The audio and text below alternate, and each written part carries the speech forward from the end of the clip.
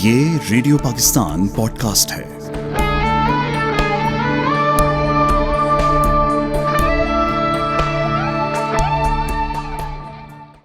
ہر لحظہ ہے مومن کی نئی آن نئی شان، دریاؤں کے دل جس سے دہل جائیں وہ طوفان، ہر لحظہ ہے مومن کی نئی آن نئی شان۔ سامعین، سویڈن میں قرآن پاک کی بے حرمتی کے واقعے کی مذمت کے لیے وزیر اعظم پاکستان جناب محمد شہباز شریف کی اپیل پر آج یوم تقدس قرآن پاک منایا جا رہا ہے۔ اس حوالے سے گفتگو کرنے کے لیے ہمارے ساتھ موجود ہیں مذہبی اسکالر ڈاکٹر عمر حیات انصاری۔ ڈاکٹر صاحب ایسوسیٹ پروفیسر ہیں government college university Islamic studies, doctor صاحب کا سبجیکٹ ہے۔ ڈاکٹر صاحب، اسلام امن رواداری کا مذہب ہے، الہامی کتابوں تمام پیغمبروں پر ایمان لانا اور اس کا احترام اسلامی تعلیمات ہے۔ سویڈن واقعے کی روشنی میں آج کے دن یوم تقدس قرآن پاک کی کیا اہمیت ہے؟ بہت شکریہ میڈم، اور شامعین و ناظرین کرام السلام علیکم ورحمۃ اللہ۔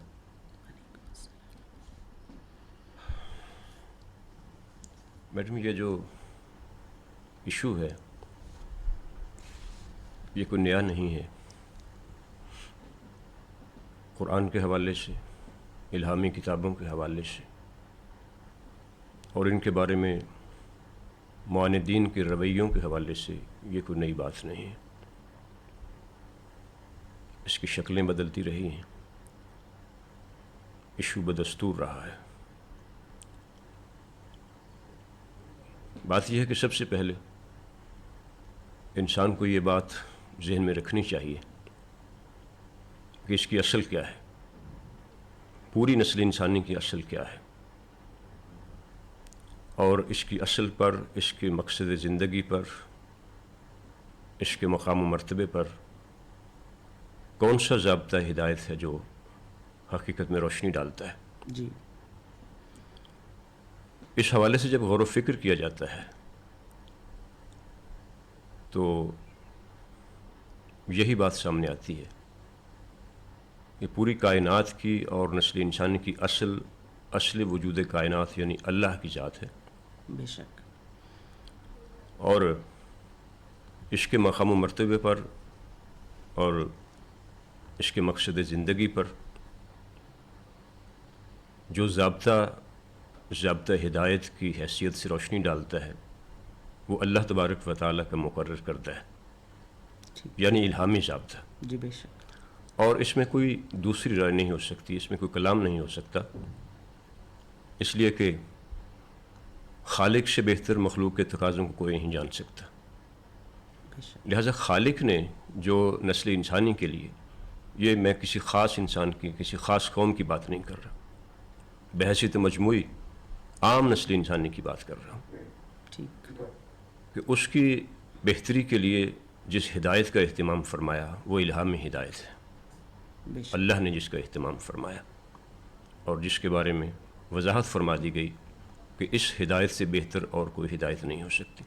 بے شک، یقیناً انسان اگرچہ اشرف المخلوقات مخلوق ہے، لیکن مخلوق ہے اور اپنے حوالے سے یہ اپنی ضروریات کے سلسلے میں اپنے لوازمات، اپنے تقاضوں کے حوالے سے سامان نہیں کر سکتا۔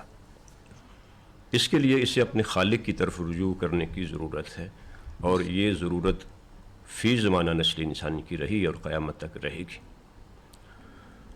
تو اس مناسبت سے اگر دیکھا جائے تو جو الہامی ہدایت ہے، جو ایک پورا پیکج پروگرام ہے،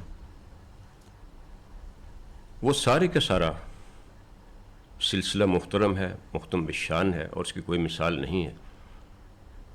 سب سے پہلے تو اس پر ایمان لانا سب پر لازم ہے، اور اس کے بعد لازم و ملزوم کی حیثیت سے ایمان کے بعد جو لازمی تقاضا ہے وہ اس کا احترام ہے، بے شک، اور یہ کسی ایک الہامی کتاب کی بات نہیں ہے، یہ پورے پیکج کی بات ہے کہ جس کا آغاز اللہ تبارک و تعالیٰ نے اسی وقت فرما دیا تھا جب پہلے انسانی زوجین کو، آدم و حوا سلام اللہ علیہما کو زمین پر اتارا جا رہا تھا۔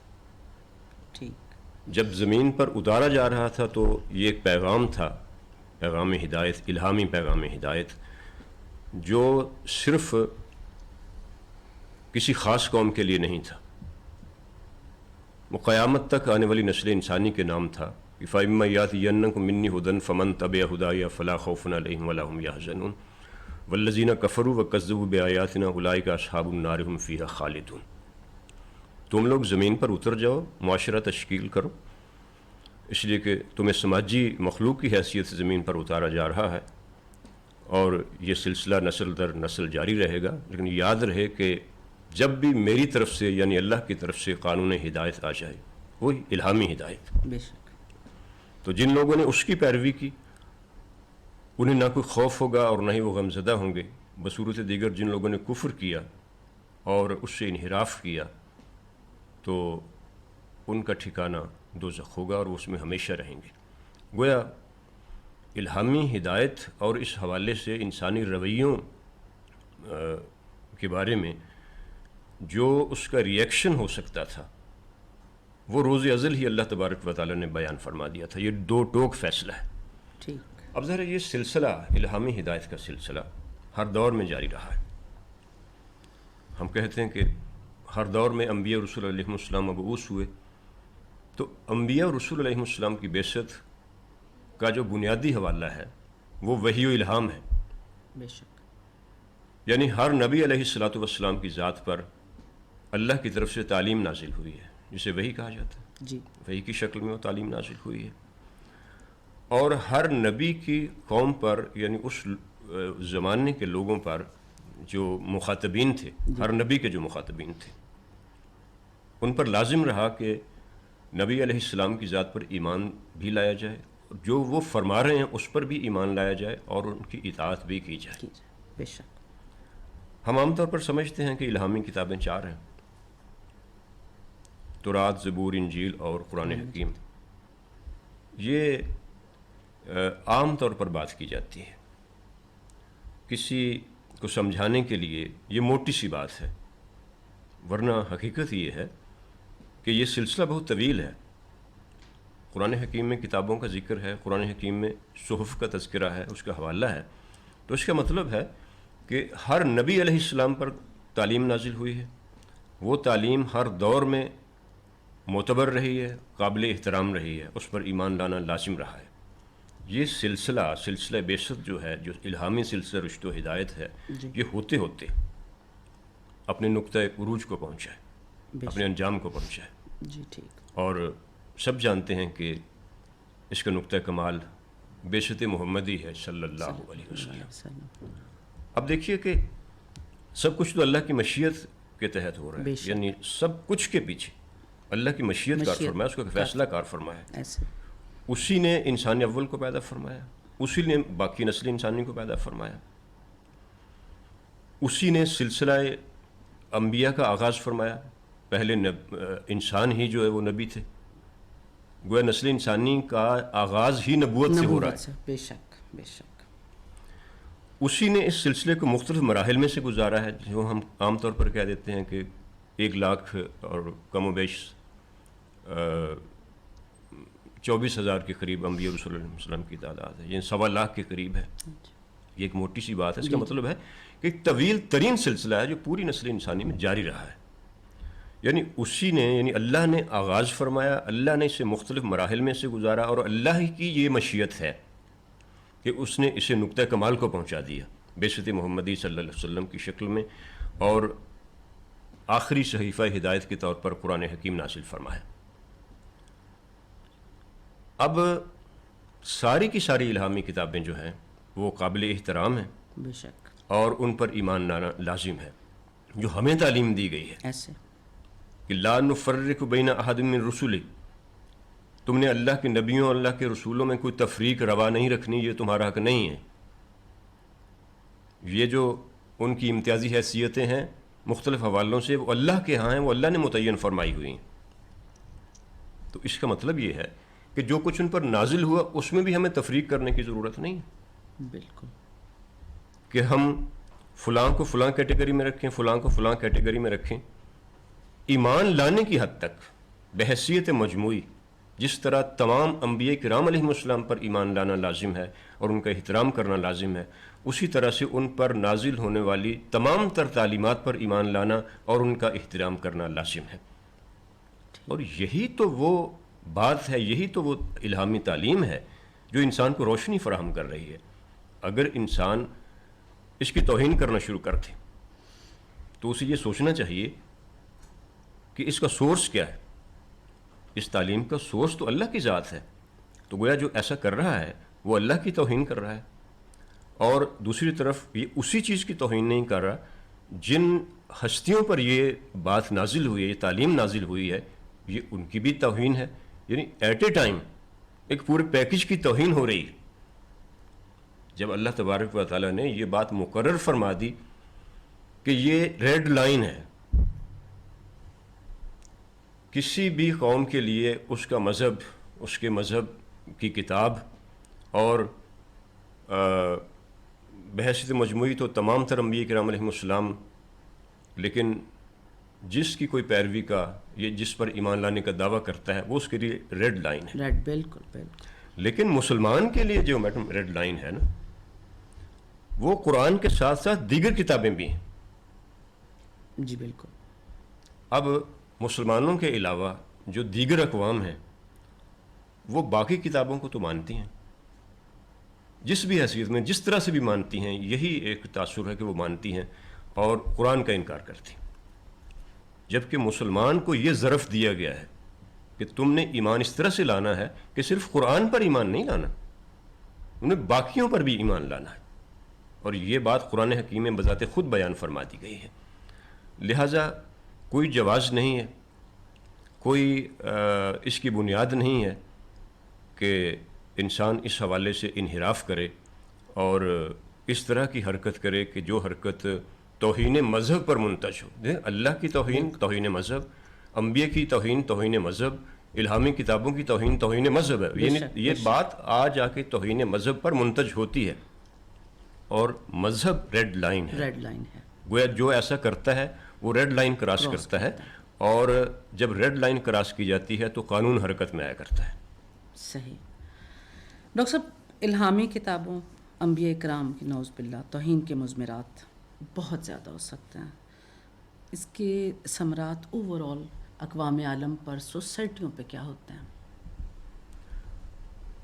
دیکھیے جی میڈم، بات یہ ہے کہ یعنی اس حرکت کے جو مضمرات ہیں، اس حرکت کے جو اثرات ہیں، الہامی کتابوں یا جیسے کبھی انبیاء بات کی، ہوئی بالکل بالکل توہین کہ کے یہ جو حرکت ہے یہ سنگین ترین ہے، جی، اس سے سنگین حرکت اور کوئی نہیں ہو سکتی۔ جہاں جہاں مسلمان ہیں، انسان سب کے دل دکھ ہیں۔ انسان کسی بھی کیٹیگری میں ہے، کسی بھی قوم سے اس کا تعلق ہے، کسی بھی مذہب سے اس کا تعلق ہے، اسے یہ حق نہیں پہنچتا۔ بے شک۔ تو یقیناً یہ بات جب ریڈ لائن ہے اور حساس ترین ہے تو اس کے مضمرات بھی سنگین ترین ہیں، کہ جو ایسا کرتا ہے وہ کسی بھی صورت میں قابل قبول نہیں ہے۔ دیکھیے، کسی نے کہا تھا کہ انسان صرف 2 ٹانگوں پر چلنے والی مخلوق کا نام نہیں ہے، اس کے لیے الگ معیار ہے۔ یہ وہ مخلوق ہے جسے الگ صلاحیتیں دی گئی ہیں، اور یہ انسان تب بنتا ہے جب ان صلاحیتوں کو بروئے کار لاتا ہے۔ ٹھیک۔ کسی نے کچھ عرصہ پہلے، کوئی 50 60 یا زیادہ سے زیادہ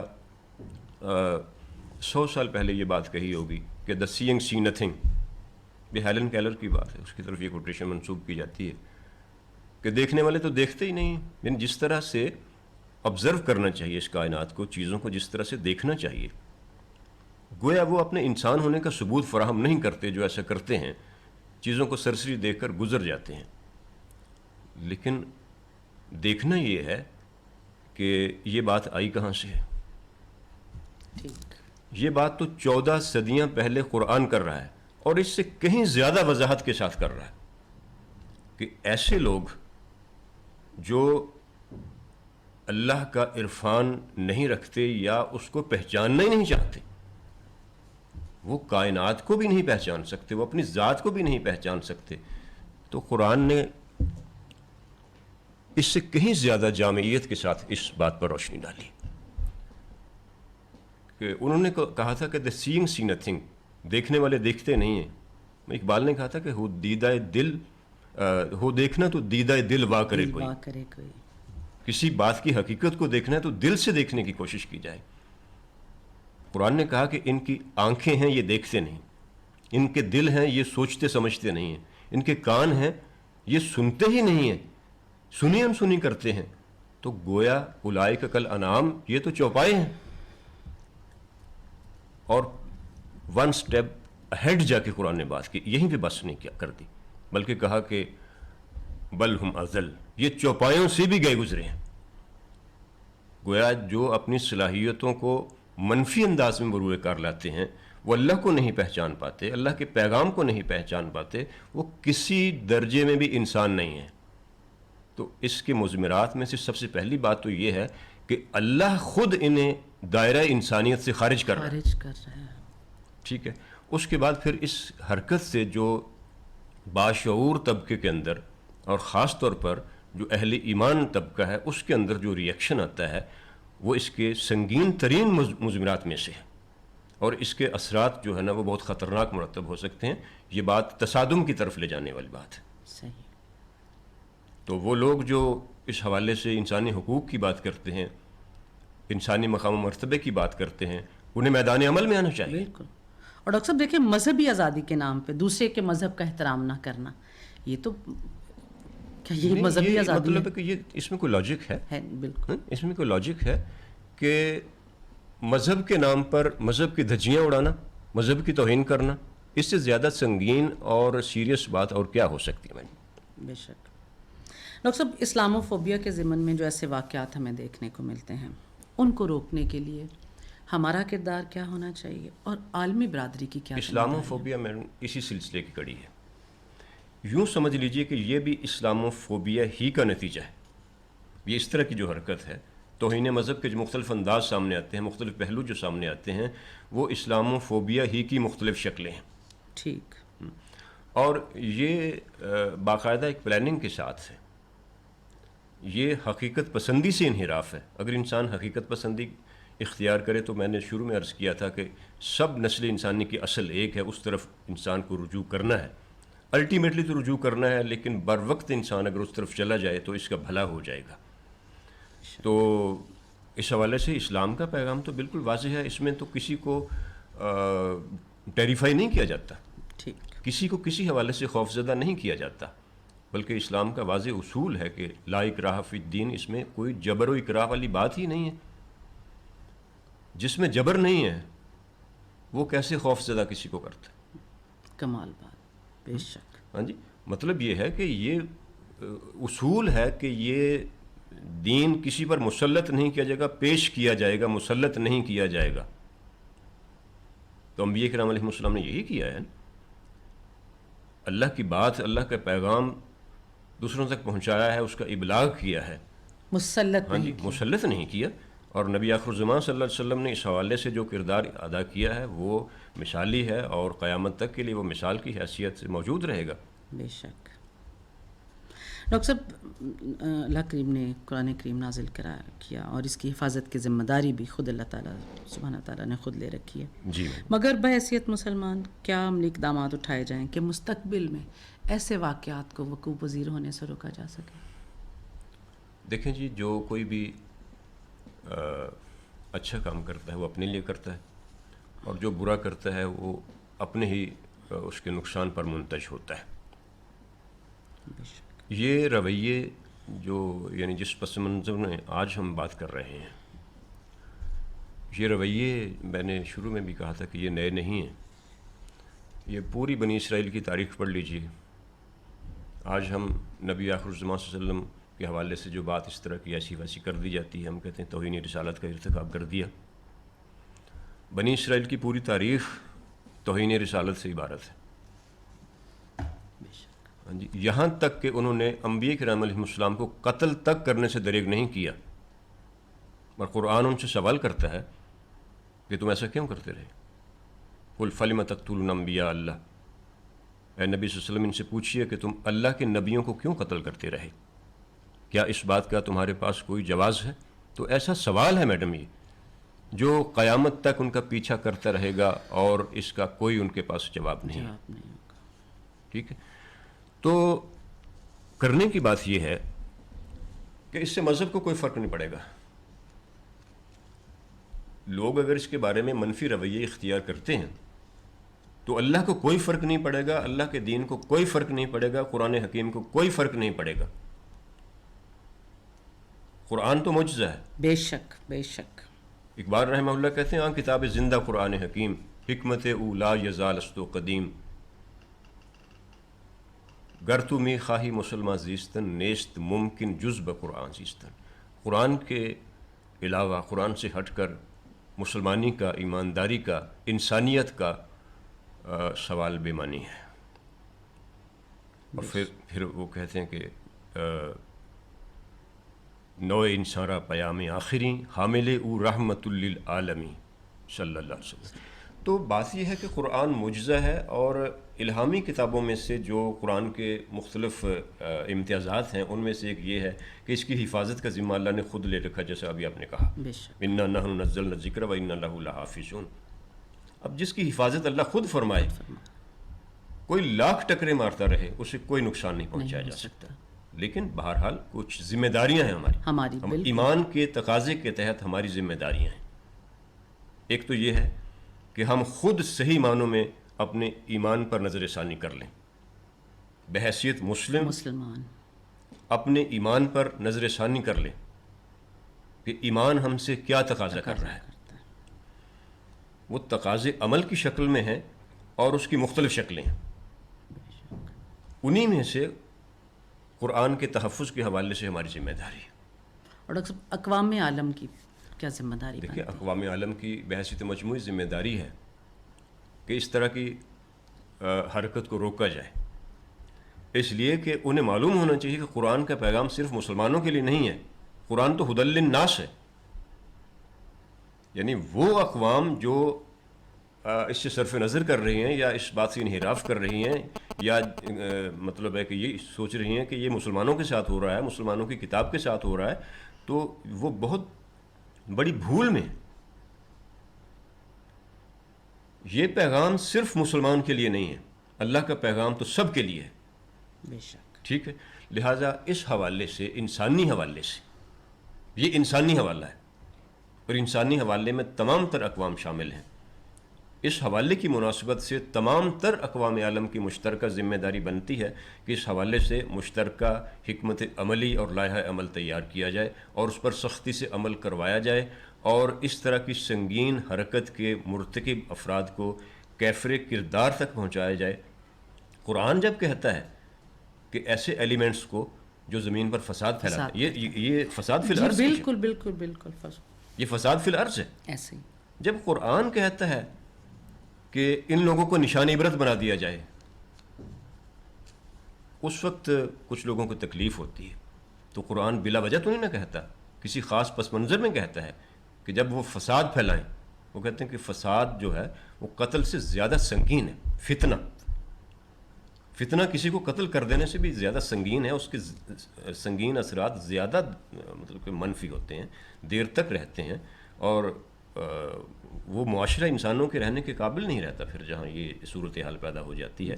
تو لہٰذا اس پر آنکھیں بند کرنا جو ہے نا, یہ ایک بہت بڑی یوں سمجھ لیجئے کہ غفلت کا ارتکاب ہے, اور اس کی لپیٹ میں کوئی بھی آ سکتا ہے, سبھی آ سکتے ہیں, پھر آہستہ آہستہ سبھی آ سکتے ہیں. ایکشن کا ہر ایکشن کا ایک ری ایکشن ہوگا, یہ فطری بات ہے. بے شک. بہت شکریہ ڈاکٹر صاحب. سامعین, بحیثیت مسلمان قرآن مجید, فرقان حمید اور اس سے پہلے نازل ہونے والی تمام الہامی کتابوں پہ ہم نہ صرف ایمان رکھتے ہیں بلکہ ان کا احترام بھی کرتے ہیں, اور الحمدللہ اسلامی جمہوریہ پاکستان میں تمام عقائد اور مذاہب سے تعلق رکھنے والے افراد حقیقی مذہبی آزادی کے ساتھ زندگی گزار رہے ہیں. ہم سویڈن میں ہونے والے اس واقعے کی پرزور مذمت بھی کرتے ہیں اور عالمی برادری سے یہ اپیل بھی کرتے ہیں کہ دنیا کے ہر خطے میں رہنے والے مسلمانوں اور قرآن مجید جو کہ مسلمانوں کی الہامی کتاب ہے اس کا احترام کریں, ان کے عقائد اور مذہب کا احترام کریں. انسانیت کے حقیقی دائی تبھی بن سکتے ہیں جب یہ تفریق ختم ہو جائے.